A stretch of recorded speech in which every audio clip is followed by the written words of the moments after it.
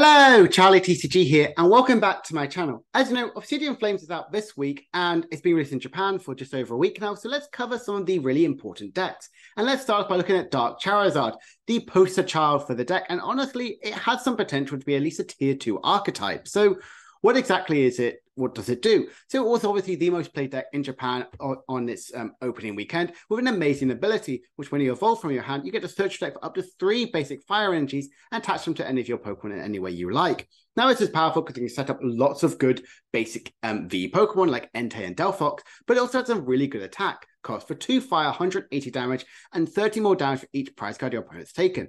Best thing is right now, it can instantly KO a Gardevoir and a Mew VMAX, which is really, really strong with what it can kind of give that pressure straight away. And then eventually, as the opponent takes a couple prizes, it can reach out to those VMAX, other VMAXs and V-Star Pokemon and other EXs, which I generally think is pretty powerful, what Charizard really has to offer.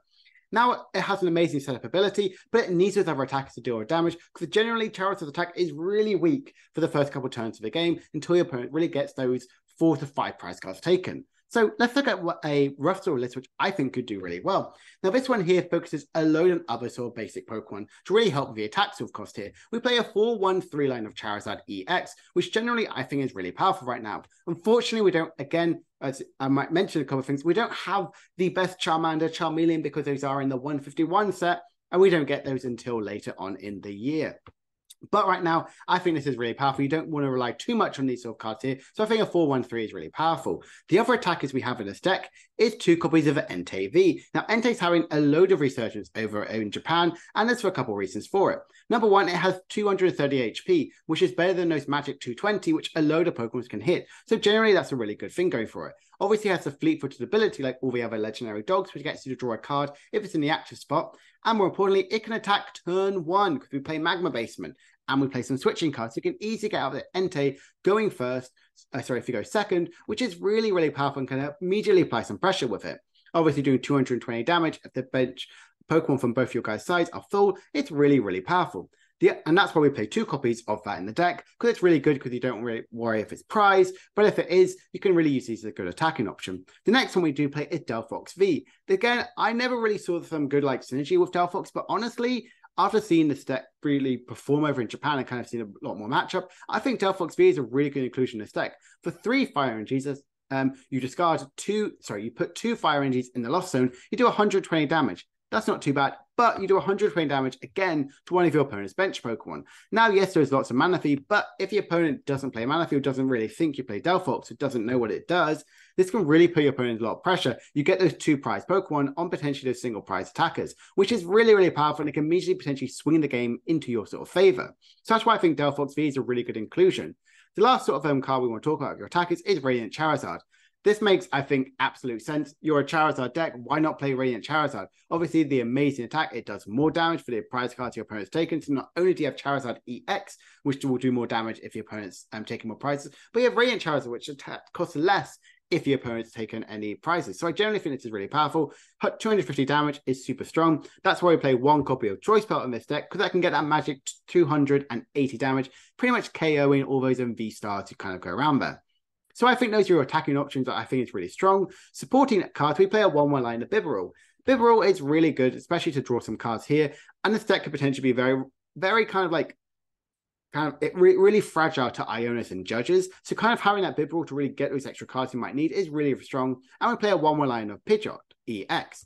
Now, Pidgeot EX you've got to see in so many decks because of that amazing quick search ability. Searching deck for any card and putting it into your hand is super, super strong. Playing a 1-1 of this, it kind of is the only place you can kind of get space. You could potentially go to a 2-1 line, but I think this is perfect because we're playing 4 copies of Rare Candy. It instantly slots in. This can get your Rare Candy or the Charizard or any of the attackers you might need or supporter cards, which I think can really, really help benefit this deck. And 1 copy of Manaphy because, as you can see, we play a load of 60 HP Pokemon, quite low HP ones, and you really can struggle against Greninja, which can easily get them KOs. Going on the item cards, we play 2 switch cards, we play 1 switch and 1 escape rope, because there is quite a lot of potentially some disruption cards like stall and anything like sort of like not able to retreat. Bibarel is very, very reluctant. Like, yes, you can still attack with it, but in theory, you have a flip a coin and then you might do nothing, which is definitely something which you'll struggle with. So getting these easy ways to get out of it is really, really strong. Two copies of Super Rod because this can reuse your fire energies, because everything is very little amount of attacks, but you really want to reuse your Charizard's ability as much as possible, so this really helps open up to that. Then the rest of it, we play 4 Ultra Ball, 4 Nest Ball, and 4 Rare Candy. Now you could argue, why not play 4 copies of Battle VIP Pass? Yes, Battle VIP Pass could potentially be really strong in this deck, but I think the consistency of Ultra Ball and Nest Ball is just super, super powerful. We're playing loads of Pokemon which do evolve. We're playing the Pidgeot line, which can get any of the cards you might need to have in the late game. You can easily get the setup quite quickly. And the 4 Rare Candy is generally just super, super powerful. With supporter cards, we play 1 copy of Arven, 2 Research, 3 Boss, 4 Iona. I like this because it goes 1, 2, 3, 4. Arven gets you any of the item cards you might want to have, gets you that Rare Candy, and a tool card so we can get the Choice Belt to get the KO with the Radiant Charizard, or the Forest Steel Stone, so it means you can get any card you might potentially need. So if you have Forest Steel Stone and Pidgeot EX, there's the 2 extra cards you can potentially get and not even reveal it to the opponent, which is super, super strong. 2 copies of Research because of the high count of Super Rod, we want to burn through that. We want to get Charizard set up, at least 1 or 2 of them turn 2, which is exactly where this deck really thrives. Setting up these huge attackers is pretty much where this deck really kind of strives to be the best deck it can be. 3 copies of Boss's Orders because we want that disruptive capability. NTX can KO anything. Charizard EX can really be powerful and detrimental on those Gardevoir EX on the bench, on those Mew VMAXs as well. So that's why I think this deck is really strong in that sort of way. And 4 copies of Iona, because we play the Bibarel, because we play the Pidgeot, even though we are weak to Ionas itself and we don't get them set up, we can really disrupt the opponent that way. Because they might be taking a couple of prices before we can really do a huge amount of damage with Charizard EX and a lot less damage, energy to with Radiant Charizard. This is why I think Iona is super strong. We do play 4 copies of Stadium cards. You may notice we play a load of rule box Pokemon which have abilities, so kind of getting those easy ways to bump out Path to Peak is where this deck can absolutely shine. Artisan, I think, is good because you can get out your Charmanders, the Bidoofs, the Pidgeys, the Manaphy's you might need, so that's an easy way to get that and not rely too much on the likes of Battle VIP Pass. And then 2 copies of Magma Basement because some of you guys might get KO'd quite quickly, get some energies in a discard pile. Fueling up the attacking options with Magma Basement is just super strong and can unlock the capability of attacking Radiant Charizard as early as turn 2 and NTV as early as turn 1. And then the tool cards are 1 Choice Belt and 2 copies of Forest Steel Stone. I mentioned why Choice Belt is really good because that Radiant Charizard can get that magic 280 damage, and the Forest Steel Stone can give you any cards you might potentially need, whether it be turn 1 or potentially later on in the game, which is strong enough in that case. And we play 10 copies of basic fire energies. You want to play a decent amount of fire energies to get out as many of these fire energies from the setup of Charizard EX, and it can also locate a fixed price where you have to do Super Rod. You're not going to really rely on getting not any energies back in your deck. So matchup wise, I would say it's pretty powerful overall. Really positive Gardevoir and Mew matchup, which definitely makes a lot of sense because it can hit for weakness, and its other supporting Pokemon can really deal a huge amount of threat to the opponent's side.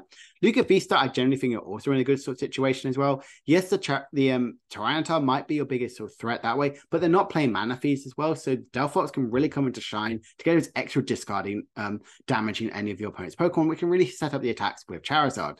Arctina, I think, is also really powerful. You can even go Arc Umbreon, you're also really good into that. Because they only have 280 HP, they're not really reliant on using V-Guard, won't really deal too much threat to them. So that's why I think you're pretty powerful now. And you play loads of outs Path to the Peak. And if you get your Bibarel set up and your Pidgeot, they're going to maybe be focusing on their support Pokemon to really slow down them, to really make those judge paths stick. So that's why I think that deck is really powerful. And Shein Power, I generally think, is a bit of a 50-50 matchup, because if they get their Manaphy set up, I would say Delphox is a little bit weaker, but Raikou and stuff like that can really deal with a lot of pressure in there. The only downside is they are potentially weak to a lot of water, so that could really kind of go into the negative, but it can really go with that 2-price sort of ordeal if you get the first attack into it. Definitely some of its negative matchups. I've also put Lugia Vista in here as well, but more of the colorless build is definitely potentially a bit more of a weaker sort of build there, but that's really from the 151 sort of set here. So that's, if you get a bit confused why there's 2 Lugia Vistas, that's exactly why. And other negative matchups obviously are the Lost Box archetypes. Because of Sableye can really deal a huge amount of pressure in them, because potentially you can really go to single price style decks with Manaphy constantly out there, it can really struggle to really keep up dealing with the huge amount of pressure. And Dragonite V can always get these big one-hit KOs, and potentially they're not going to get those big KOs with them unless you have a Choice Belt on your Entei, or potentially having Charizard take the opponent takes 2 prices. So generally, I think Lost Box is a bit of a struggle one. Obviously, Sableye, you're playing loads of stage 2 Pokemon. It can really struggle in that one. Because honestly, I think Charizard EX is a lot better than people really give it credit to. Do I think this is going to be a huge tier 1 archetype that everyone should get and it's going to be absolutely dominating the meta? No. Do I think it's a good contender to play as a tier 2 archetype in some local tournaments or potentially the regionals coming up when the set's legal? Yes. I generally think Charizard has got some pressure and its potentially could be the strongest Charizard EX we've seen in a very long time. I think the amount of synergy it has with other sort of better attacking options like Entei, Delphox, and Radiant Charizard, and the huge setup capability with Bibarel and Pidgeot EX, this Charizard can definitely become a huge threat in the potential future as we see the deck sort of definitely evolve once we get the 151 cards.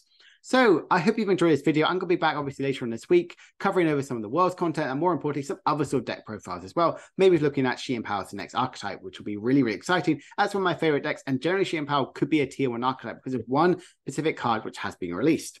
So I hope you've enjoyed this video. If you have, please make sure to like, subscribe and comment down below. What deck are you super excited to play in this new format? Is it Charizard EX or is it another one there? Please let me know down below. And I will see you guys later. Bye for now.